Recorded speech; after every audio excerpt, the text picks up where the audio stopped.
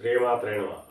86 అదృష్ట సంఖ్య కలిగినటువంటి వారి యొక్క జీవిత విశేషాల గురించి తెలుసుకుందాం.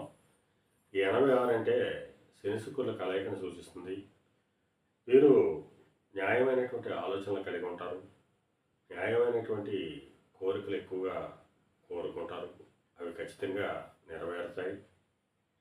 అయితే కొన్ని విషయాల్లో ఓటమిని పొందిన తర్వాత అద్భుతమైనటువంటి విజయాల్ని పొందేటువంటి అవకాశం ఉంటుంది.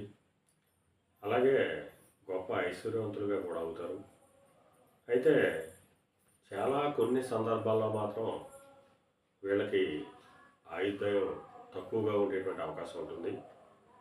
కానీ తక్కువ వయసులోనే ఎన్నో విజయాలు సాధించేటువంటి అవకాశం ఉండడం చేత చనిపోయినా సరే వీళ్ళు చిరంజీవిగా ఉండేటువంటి అవకాశం ఉంటుంది.